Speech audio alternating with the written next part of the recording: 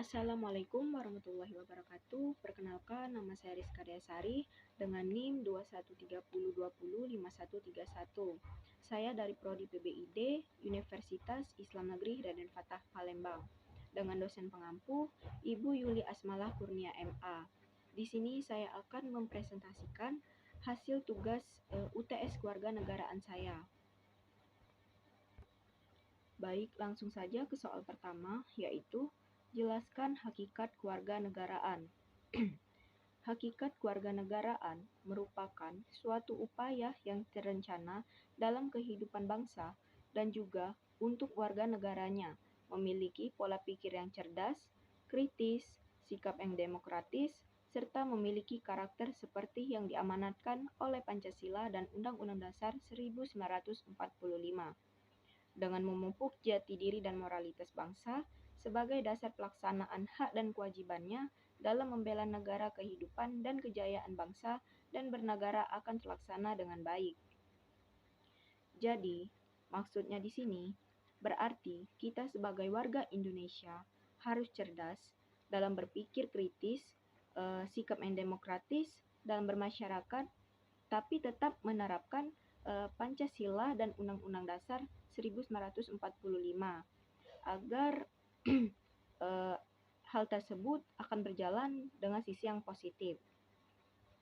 Dan juga kita sebagai warga negara Indonesia harus memiliki jati diri dan moralitas yang sangat baik dan terdidik, yang dimana ini sangat dibutuhkan sekali dalam kehidupan berbangsa dan bernegara agar jauh dari kata hal negatif. Selanjutnya soal yang kedua, jelaskan dan berikan contoh pentingnya pendidikan Pancasila dan kewarganegaraan bagi mahasiswa. Melalui pendidikan Pancasila, para mahasiswa dapat menjadi warga negara yang memiliki pandangan yang benar terhadap nilai-nilai demokrasi dan hak asasi manusia. Yang pertama, agar mahasiswa menjadi pribadi yang tahu tentang hak dan kewajibannya sebagai warga negara Indonesia. Yang kedua, agar mahasiswa menjadi pribadi yang berpikir kritis. Yang ketiga, agar mahasiswa menjadi yang memiliki toleransi tinggi, misalnya membantu sesama teman, menolong orang lain, dan sebagainya. Yang keempat, agar mahasiswa menjadi sosok yang cinta damai, yang berarti mahasiswa itu cinta kedamaian dan menjauh dari kata hal-hal yang negatif seperti demo atau ribut sesama teman, perselisihan. Dan yang terakhir, agar mahasiswa menjadi sosok yang mengenal dan beradaptasi pada kehidupan politik lokal, nasional, serta internasional. Yang di sini berarti kita sebagai mahasiswa beradaptasi tidak hanya di lingkungan ini saja, tapi keluar dan juga dapat memperkuat Pancasila sebagai dasar falsafah negara dan ideologi bangsa melalui revitalisasi nilai-nilai dasar Pancasila sebagai norma dasar kehidupan bermasyarakat, berbangsa, dan bernegara. Adapun contohnya, yang pertama, nilai kepribadian. Nilai kepribadian ini agar mahasiswa dapat mengembangkan karakter manusia Pancasila dalam baik itu dalam pemikiran, sikap, dan tindakan. Yang kedua, nilai demokrasi. Di baliknya, diharapkan agar mahasiswa dapat mengaktualisasikan dan mengaplikasikan nilai-nilai Pancasila dalam kehidupan bermasyarakatnya. Yang ketiga, nilai hak dan kewajiban.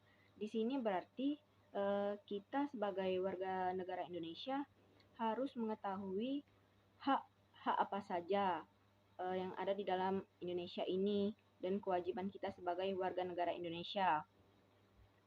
Yang keempat, rasa kebanggaan dan cinta tanah air. Berarti di sini kita harus mencintai negara Indonesia, negara kita sendiri sebagai warga negara Indonesia. Berkeadaban, berdaya saing, disiplin, dan berpartisipasi aktif dalam membangun nasional guna mewujudkan tujuan nasional yang tertuang dalam pembukaan Undang-Undang Dasar 1945. Selanjutnya, soal yang ketiga, jelaskan tentang identitas nasional dan bagaimana sikap Anda dalam membawa identitas nasional Indonesia jika saat ini Anda berada di negara lain. Yang pertama, kita harus tahu dulu apa itu identitas. Identitas nasional merupakan suatu penanda atau jati diri suatu bangsa yang dapat membedakan ciri khasnya, adat istiadat, dan kebudayaan dengan bangsa lain. Karena ciri khas suatu bangsa terletak pada konsep bangsa itu sendiri. Selanjutnya, adapun simbol identitas nasional negara Indonesia, seperti Pancasila, bendera merah putih, bahasa nasional yaitu bahasa Indonesia yang digunakan sehari-hari, dan semboyan negara kita yaitu Bhinneka Tunggal Ika. Dan jika saat ini saya berada di negara lain, yang pertama saya akan menjaga identitas nasional saya sebagai bangsa Indonesia atau warga negara Indonesia. Dan saya tentu sangat bangga akan memperkenalkan banyak ragam dan ciri khas Indonesia, salah satunya seperti songket. Yang dimana songket adalah salah satu ciri khas warga negara Indonesia. Dan saya juga akan memperkenalkan ciri khas Indonesia seperti Pancasila tadi, bendera merah putih, dan Undang-Undang Dasar 1945 yang merupakan lambang kebanggaan warga Indonesia. Dan pastinya saya akan menjaga sikap saya dimanapun saya berada. Selanjutnya, soal nomor 4, jelaskan sejarah rumusan Pancasila. Perumusan Pancasila diawali dengan terbentuknya Badan Penyelidik Usaha-Usaha Persiapan Kemerdekaan Indonesia atau disebut dengan BPUPKI, atau dalam bahasa Jepang bernama Dokuritsu Junbi Chosakai. BPUPKI dibentuk pada 1 Maret 1945 dan merupakan tindak lanjut atas janji Jepang untuk memberikan kemerdekaan kepada Indonesia. Badan ini beranggotakan 64 anggota yang terdiri atas tokoh dari Indonesia dan 7 orang perwakilan dari Jepang.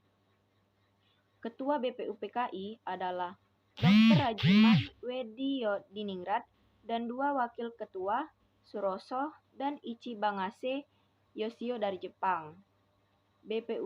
BPUPKI telah menyelenggarakan 2 kali sidang resmi dan 1 sidang tidak resmi. Sidang pertama diadakan pada tanggal 29 Mei hingga 1 Juni 1945 yang dipimpin oleh Ketua BPUPKI untuk membahas dasar negara, wilayah negara, kewarganegaraan, dan rancangan Undang-Undang Dasar. Sidang kedua dilaksanakan pada tanggal 10 sampai 17 Juli 1945 yang membahas bentuk negara, wilayah negara, kewarganegaraan, Undang-Undang Dasar, ekonomi, keuangan, pembelaan, pendidikan, dan pengajaran. Perumusan dasar negara dimulai pada sidang pertama BPUPKI, yaitu pada tanggal 29 Mei sampai 1 Juni 1945. Selanjutnya soal kelima. Jelaskan berdasarkan sudut pandang Anda terkait Pancasila sebagai sistem filsafat dan etika politik pada wacana Presiden 3 periode. Menurut pandangan saya, mengenai wacana Presiden 3 periode ini adalah melanggar etika politik dan pembatasan kekuasaan. Mengapa? Karena di dalam dunia demokrasi modern telah disepakati bahwa penguasa eksekutif hanya boleh dipilih maksimal 2 kali saja. Tetapi sekarang melebihi dari batas periode sampai 3 periode, maka dari itu dikatakan melanggar etika politik. Sebenarnya kita tidak bisa juga menyalahkan presiden sepihak saja. Tidak semuanya itu salah presiden. Mungkin saja pasti di balik ini semua ada penghasut, baik itu dari pengikutnya dan lain-lain. Walaupun jika dihasut, tapi seharusnya presiden jangan terpengaruh dan pastinya juga hal ini akan menguntungkan bagi presiden tersendiri. Maka dari itu dia mau melanjutkan dirinya sebagai presiden di periode ketiga ini.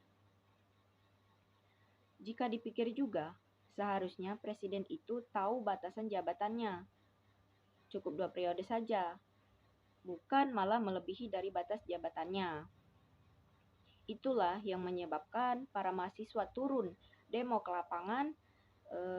Para mahasiswa tolak 3 periode lantaran kenaikan bahan pangan seperti minyak goreng yang harganya saat ini sangat fantastis dan tidak masuk akal. Dan juga baru-baru ini saja kenaikan harga bensin. Di balik semua itu, pasti ada oknum yang setuju dan tidak setuju perihal presiden 3 periode ini dengan alasan mereka tersendiri. Soal ke-6. Jelaskan beserta contoh tentang Pancasila bersifat ideologi terbuka, terutama dengan perkembangan digitalisasi saat ini. Pancasila dikatakan bersifat ideologi terbuka, di mana Pancasila mampu menyesuaikan diri dalam perkembangan zaman. Ideologi terbuka adalah ideologi yang mampu mengikuti perkembangan zaman dan bersifat dinamis, di mana nilai-nilai dasar Pancasila dapat dikembangkan sesuai dengan kehidupan bangsa Indonesia dan tuntutan perkembangan zaman. Jadi intinya, Pancasila bersifat ideologi terbuka, hadir dengan kemampuan untuk menyesuaikan dengan perkembangan zaman, ilmu pengetahuan, teknologi, dan perkembangan aspirasi masyarakat. Seperti contohnya, di zaman era globalisasi seperti sekarang ini, tak heran lagi jika mulai dari kalangan anak-anak hingga orang dewasa memiliki dan bisa memainkan alat elektroniknya dengan pintar seperti handphone, laptop, komputer demi memenuhi kebutuhan sehari-harinya. Apalagi kalangan pelajar seperti saya sendiri sebagai mahasiswa yang sangat membutuhkan berbagai elektronik agar saya bisa searching Google untuk mengerjai tugas-tugas, mendapat informasi yang akurat dengan cepat, sehingga dari era globalisasi ini kita dapat pengetahuan lebih luas lagi. Maka dari itu, era globalisasi semakin pesat perkembangannya karena seluruh orang di dunia ini menggunakan elektronik. Dan untuk penggunaan sisi positif dan sisi negatifnya itu kembali pada pribadi setiap orang masing-masing. Dan soal terakhir, ke-7, jelaskan dan berikan contoh tentang berbangsa dan bernegara. Berbangsa bernegara adalah manusia yang memiliki kepentingan yang sama dalam menyatakan dirinya sebagai satu bangsa serta berproses di dalam satu wilayah Nusantara atau Indonesia dan memiliki cita-cita berlandaskan niat untuk bersatu secara emosional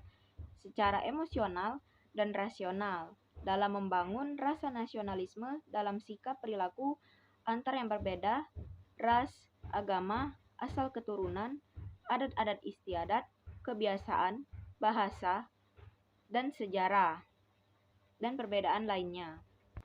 Jadi yang dimaksud dengan berbangsa dan bernegara, di sini kita harus saling menghargai atau menghormati dari berbagai ras, agama, dari perbedaan ras, agama, asal keturunan, adat-adat istiadat, kebiasaan kita, bahasa juga, bahasa yang digunakan baik dan benar, tidak menyakiti hati orang lain, dan lainnya. Adapun contoh dari berbangsa dan bernegara, yang pertama, disiplin dan bertanggung jawab, yang dimana arti disiplin ini misalnya kita disiplin dengan tepat waktu, datang ke kampus, dan bertanggung jawab atas apa yang telah kita perbuat, itu harus kita pertanggungjawabkan. Contoh yang kedua, saling menghormati dan menghargai, yang dimana di Indonesia ini akan banyak ragam suku, agama, ras, dan antar golongan. Maka dari itu kita sebagai warga yang satu, warga yang utuh, maka harus bisa saling menghargai dan menghormati sesama manusia. Tidak membeda-bedakan antara suku, agama, ras, adat istiadat, kebudayaan, dan lainnya. Contoh yang ketiga, kepentingan umum daripada pribadi. Yang di sini maksudnya kita harus mengutamakan kepentingan umum. Contohnya misalnya menentukan pembangunan desa daripada memprioritaskan pergi berlibur bersama keluarga. Contoh yang keempat, rasa bangga menjadi bagian NKRI. Di sini tentu saja berhubungan erat dengan bentuk nasionalisme yang setidaknya jikalau ciri nasionalisme lebih menekankan pada sifat, sedangkan sadar bela negara diwujudkan melalui sikap. Bagaimana sikap kita sebagai warga negara Indonesia selalu memberikan hal-hal positif, seperti itu. Contoh kelima, berjiwa gotong royong, yang dimana hidup dengan arti kerukunan dalam masyarakat, serta memiliki jiwa gotong royong menjadi bagian daripada faktor pendukung dari adanya kesadaran berbangsa dan bernegara. Contohnya saja seperti dalam membersihkan lingkungan, serta saling membantu antar tetangga, dan lain-lainnya. Contoh yang terakhir, keenam, menjalankan hak dan kewajiban. Dalam kesadaran berbangsa dan bernegara bisa dilakukan dengan menjalankan hak dan kewajiban sesuai peraturan dan perundang-undangan yang berlaku. Kewajiban di sini bisa contohnya seperti membayar pajak tepat waktu, sedangkan haknya setiap masyarakat diberlakukan sama di depan hukum. Untuk penggambaran dalam kehidupan sehari-hari, misalnya saja kita sebagai warga negara Indonesia memiliki hak dan kewajiban dalam berbagai aspek kehidupan kita. Salah satunya yaitu kita berhak untuk memperoleh pekerjaan dan penghidupan yang layak dan sebagai warga negara yang baik sesuai dengan amanat pasal 27 ayat 2 Undang-Undang Dasar 1945. Disinilah kita juga berkewajiban untuk senantiasa membayar pajak kepada negara. Ketika kita telah menjalankan hak dan kewajiban sesuai peraturan perundangan yang berlaku. Baik, mungkin itu saja yang dapat saya presentasikan. Lebih dan kurangnya saya minta maaf. Kepada Allah saya mohon ampun. Wabillahi taufiq wal hidayah. Wassalamualaikum warahmatullahi wabarakatuh.